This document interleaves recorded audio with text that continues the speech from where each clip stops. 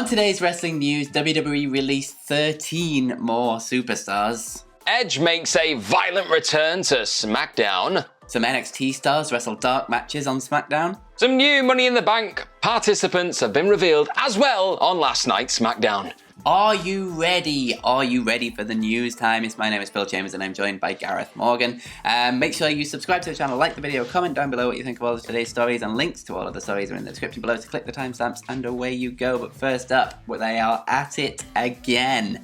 WWE have last night released 13 more superstars. Now I'm just going to run through a full list of them and then we'll get to some reactions to it and things like that. So we start off, we've got Killian Dane, the Bollywood Boys, Sunil Singh and Samir Singh, Marina Shafir, Arturo Ruiz, Kurt Stallion, Fandango, Tyler Breeze, Everrise, that's Chase Parker and Matt Martell, Tony Nese, Araya Davari and August Gray. Now they've also released the writer that was in the news cycle for not knowing the WWE product. That is Kenny Mobley. She has also been released within all of this. So yeah, another huge raft of superstars being released and absolutely gutting the 205 Live roster. Now, the no-competes are set for a mixture of 90 days and 30 days with these people. It kind of depends on who you are. I think most of the NXT guys will be on 90 days, and some of the sort of 205 Live exclusive more guys will be 30 days. Like, for example, Killian Dane has announced that he's on a 90-day no-compete, but August Gray has said that he is on a 30-day, so it's kind of mixed. So anyone that's on the 30 days, you will be seeing them out and about on July 25th. Anyone that's on 90 days, it'll be September the 23rd. Now, I've got a bunch of reactions to get through, so I'll just try and get through them a little bit quickly. But August Gray had probably the funniest reaction to all of this, as funny as you can get with all of these things. He just tweeted out saying that tonight's 205 Live main event has just been turned into a loser leaves town match. But yeah, all this happened like 2 hours, I think, before 205 Live went on the air. Absolutely mental. Fandango just tweeted out just saying thank you to Vince and Triple H and Stephanie McMahon for the last 14 years. I truly appreciate it. Davari put up saying thank you for all the kind words and support. It's time to put some sports entertainment behind me and get back to professional wrestling. He also tweeted out later on just saying that I thought cracking my phone screen was the worst thing that was going to happen on this vacation, with a picture of him in Vegas. So that timing couldn't have been very good.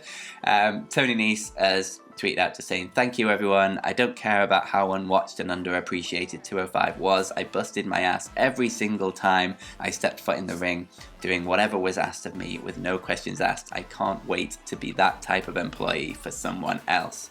There's, a lot to get through here. Like I said, Killian Dane's already changed his name back to Damo on Twitter. Poor WCPW guy, Big Damo.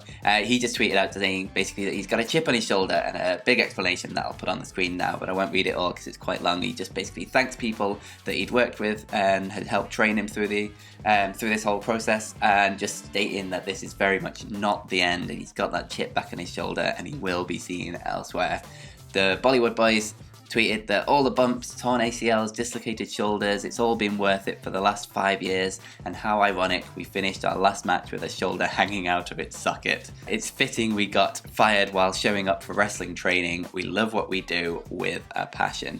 So yeah, it's just another one of those days of WWE releasing loads and loads of people, and God knows what they do with 205 Live now going forwards. Yeah, there's so much to get into there, because you've got obviously all the, like you said, the 205 Live guys who've just, like Tony Nese put it, they've busted their asses really for years. Like it was never really given a chance. There was a little spell, I don't know, around maybe 2016, 2017, when they had Drake Maverick and Daniel Bryan was general manager at one point, and they were trying to maybe get a few eyes on it. But I think as soon as obviously the pandemic era of wrestling came about, it just got, I don't know, hung out to dry. Really, it was in a bad way. And it's so odd with all these reports over the last couple of days saying that NXT and WWE are going to put this newfound focus on the cruiserweight division, the cruiserweight championship. And then they've just gutted the cruiserweight division, which I know maybe it's not as well showcased as what it is on NXT when they've got Kushida there as the champion right now, and they've got certain matches that are going on there which feel a bit disconnected from 205 Live. I get that, but they've got all this talent that you could have eventually brought into NXT and just infused it in there and just had a full division in waiting. But they've evidently gone down a different route with that. And then you've got all the NXT people, just the Breezango, who just the other day having the thing with Imperium. Now that's just, they're gone. It's Everrise. Oh. Just seem to manage to massively get over and just like break through, and then they go and release him. Honestly, turning chicken sugar honey iced tea into chicken salad just every other day, those lads. And I even said it on Ups and Downs the other day. They're one of the only teams that you could have losing week in, week out, and it just wouldn't affect them, because that's great. They're lovable losers. Like those kind of characters are gold dust. You don't get them. And it's not like WWE needs really entertaining tag teams at the minute as well. It's just baffling. Absolutely baffling. And then, like you said, Big Damo, Killian Dane, it's just... Well, I don't know. Leaves, like, the aforementioned Drake Maverick now. What does he do? It's a mess. And it's just proof again of a company that the people at the top are just not really caring about the shows that are going on and the storylines, the narratives, and the actual people behind this. It's just a case of, right, here we go. Who's on this? All right, let's get rid of them. Let's get rid of that. It's just... Oh, I don't know. Another tough day, Phil. It's just like, there's not much more you can add to it. It's just a really tough day. And it always feels like we need to add this as well, that they are still making record profits at this point. So so don't feel sorry for WWE like they're in a desperate situation, because they're not.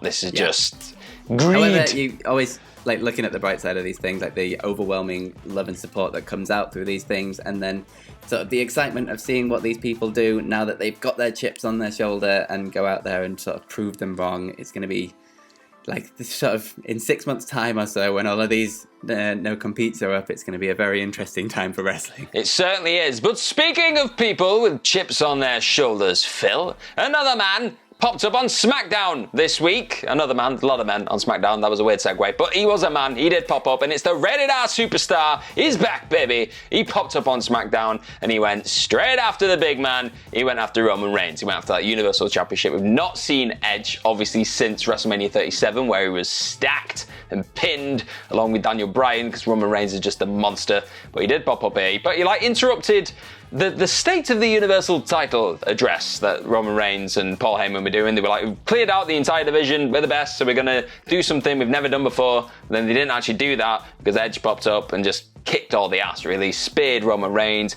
Jimmy Uso tried to get the jump on him when he was going to go and concerto Roman Reigns, but he didn't. He got thrown into steps, he got speared through a barricade, and then Edge, a weird moment happened, because from what I could see, Roman was still on the stage, like on the ramp, and then Edge just looked straight at the hard camera and was like, "Roman, where you at?" And I was like, "He's over there, man.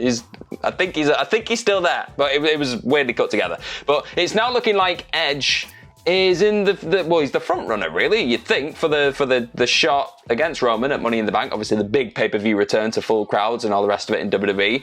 But then, equally, earlier in the night, Seth Rollins had a bit of a back and forth with Adam Pearce, and he was like, "Oh, surely I'm the challenger now, the next contender for the Universal Championship." And he was like, "Oh, we'll take it into consideration." There's also all the stuff, apparently, in the works for Edge and Seth Rollins at SummerSlam. That could be a thing, so maybe Rollins gets involved with a match with Edge and Roman. A lot of stuff there, Phil. Big return, big old Edge is back. Yeah, absolutely. It definitely feels like they're heading for Edge versus Roman Reigns, which is a hell of a main event to add on the first pay-per-view back with fans.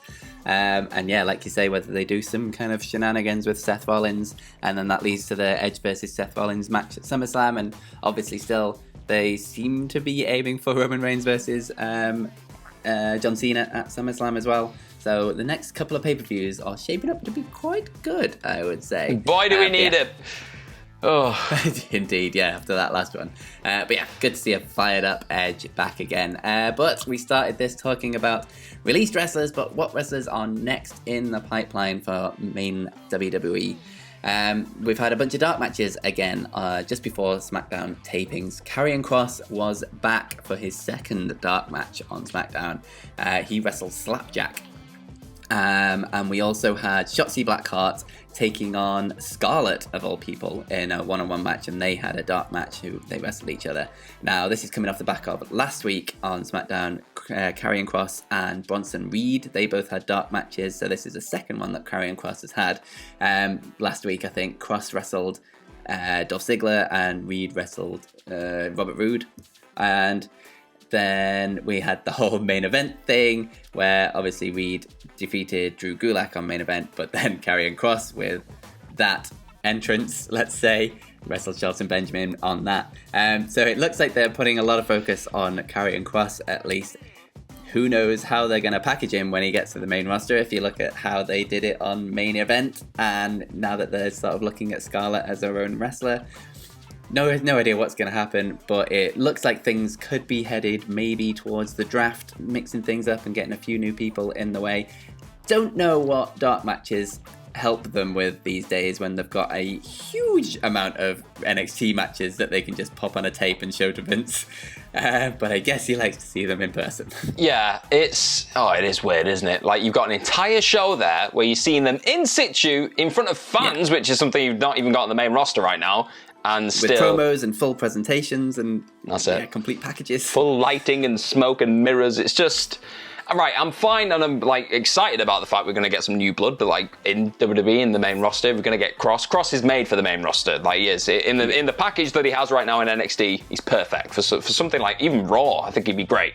And Shotzi Blackheart, I think she could add something completely different to either side of the women's divisions on SmackDown or Raw if they let her be Shotzi Blackheart. That remains to be seen. But the potential splitting of Kross and Scarlett, I just don't see it. I don't understand it because Scarlett's not had any real singles attention since she's been on NXT, which is she obviously has performed elsewhere as a singles performer, like not doubting the fact that she can do that, but it just seems odd to get her comfortable in one role and really let her find her feet in one role in WWE and then just go, oh yeah, when you hit the supposed big time, forget all that, you're doing this. It's like, it's just, you're not going to get the best out of that person because they're not necessarily ready for it. It seems like an odd business plan for me, and I swear to God, if they make Karrion Kross come out with that entrance on Raw or SmackDown looking that sad, what they've done to him, I'll lose all faith. I've lost a lot of faith in the last couple of days, obviously, with everything that's going on, but I will lose all faith. My boy deserves better. He deserves so much better. It's mad. If you haven't seen that entrance, like, go and watch it. But it's like, we were talking about this beforehand, and it's like taking Stone Cold Steve Austin and saying you're not allowed to be on the microphone or something. It's like taking one of your greatest things away from the person in their package and saying, we'll go out there and do it without all this. But it's like, that's not the point. He is this package. That is him. Like, if you just look at him on the NXT, he's ready. Then why would you take these things away from him? It's the Paul Heyman thing of playing into the strengths. Don't just put them out there and ask them to do something they can't do because you're not going to get the best performer out of it. Pointless. Pointless for me. But speaking of things that are not pointless, Money in the Bank qualifiers. They have a point for a change. So matches with stakes. You love to see it, Phil. You love to see it. So we've had a bit of that on SmackDown this week. We had Big E taking on Apollo Crews yet again, but I've got no problems. I like that match, so I'll watch it every day of the week, actually. They had a match. I think it's the 14th time this year they've had a match together. It's fine by me. I quite like it. It's one of the few examples where I feel like even though they've wrestled loads, we've not had any like real, I don't know what the word is, like a real finish where I've gone, okay, that's emphatic. That's the way that ends. It's been screwy. But this was quite emphatic, to be honest. So this might be the last one ever. Big E won the match. It was non-title, obviously, for like the IC title wasn't on the line, but he's now qualified for the Money in the Bank ladder match, and that match has already got not Drew McIntyre, potentially Drew McIntyre, AJ Styles, or Randy Orton, depending on who wins that triple threat last chance thing that they just consistently feel like they have to do every single year. That thing's on Raw. We've got Riddle, John Morrison, and Ricochet. They're already involved in the match, so I think there's 2 spots, or 3 spots technically still available on SmackDown, but there's been a match announced for next week, which is a last man standing match between Kevin Owens, who apparently is not having any time off. He just doesn't care about his body. He just wants to kill himself. It's great. Okay. Sami Zayn's going to be taking him on in that last man standing match. So yes, that's going to be amazing. That's obviously for a spot in the Money in the Bank ladder match. So there'll be 2 spaces available after that. Got to think maybe Shinsuke Nakamura could be in there. That was a thing on SmackDown, but we won't go too far into that. On the women's side of things, Carmella was just announced as in the match, because Sonya Deville really likes Carmella, and she was like, oh, you've won it before, so you can be in it again. And understandably, Liv Morgan was very annoyed by this, and I was like, yes, Liv Morgan, you speak for the people. She came out and she was like, no, I deserve it. And I was like, okay, we're going down a weird road here. But then Sonya Deville was like, okay, fine, if you deserve it, that's fine. You got to prove it. So she did prove it. She beat Carmella again, because she beat her the week before, but it wasn't officially confirmed if she was going to be in the Money in the Bank ladder match, but you've got to assume that Liv Morgan's now probably going to be in it as well. But at this moment, confirmed officially, it's Asuka, Naomi, Nikki Cross, Alexa Bliss, and obviously now Carmella and probably Liv Morgan. So still a couple of spots available there on the SmackDown side of things for that match. So Money in the Bank, ladder matches at least are shaping up to look pretty damn good. Yeah, absolutely. I love the differences in Raw and SmackDown doing this, where Raw kind of just splooged all their people in one show, and SmackDown's like, we have quite a few weeks of TV to fill. Let's eke this out a little bit and do one match at a time. Much better way of doing it, SmackDown. Make the most out of these qualifying matches. Easy TV time to fill, not like Raw. But yeah, I mean, Money in the Bank matches are always good fun. We're going to have a crowd back, so hopefully the pay-per-view is going to be really, really, really good and much better than bloody Hell in a Cell. My early pick is Big E. I've only just thought of this now, so I'm going to have to get it out there. Big E wins it, gets drafted to Raw, and then cashes in on Raw. Because I was thinking no one on SmackDown can win it and cash in on Roman, because he's not going to lose this huge reign from Money in the Bank cash-in, surely. So yeah, that's my latest pick. Big E wins it, moves over to Raw. I personally, after watching the coronation ceremony from SmackDown last night, want Kingsgate to win it now, because that was just, I got filled with goosebumps and all the feels seeing my king with his crown on and Pat McAfee with his water doing the Stone Cold Steve Austin. It was great. So I want him to win it and go over to do the same thing, go over to Raw and then just Kinshasa Bobby Lashley in the face. That'd be great. Fair. My women's pick as well, I said this on WhatCulture yesterday on the podcast, but it's going to be Alexa Bliss, obviously, and she'll turn the briefcase into some weird Jack-in-the-Box, and then when she turns the handle of the Jack-in-the-Box, like a giant oversized fist will come out and punch someone in the face, and then she'll pin them and win.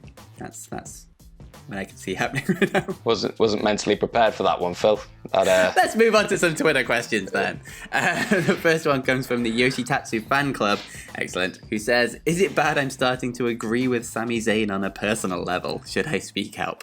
No, I think you're fully justified there. Sami Zayn was talking about the cosmos and just karma and everything. He's not only the gift that keeps on giving, just like with charisma and comedy, he speaks a lot of truths. Yep, I'm all for Sami Zayn.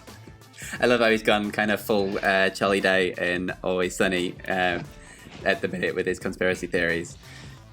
Good stuff. So the next question comes from Mark Salad, who says, morning guys, hope you've had a great week. Who do you think has the best facial expressions in all of wrestling? Mine is a tie between Paul Heyman and Joseph Parks. Oh, Joseph Parks is a great shout. I was going to say, I knew you'd like that one. That's a good one. Yeah. Oh, you got to go for the OG, really. Vinnie Mac. Like, the guy was a walking meme. Fair. Yeah, he was always up there in mine. But I think just forever etched in my memory will be William Regal's like disgusted faces and things from back in the day. He is fantastic at it. Like everything about him, he just seems to move his face in ways that just seems impossible. Bit like Vince McMahon does. Like I don't understand how someone gets that much expression out of their face. It's the plasticine face. We like it. We love it. It's good stuff. Indeed.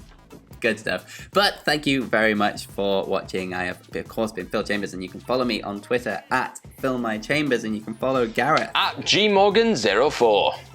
And you can follow all of us at WhatCulture WWE. Like I say, like the video, comment down below what you think of all of today's stories, and don't forget to subscribe while you're at it. But most importantly, have yourselves a bloody good day.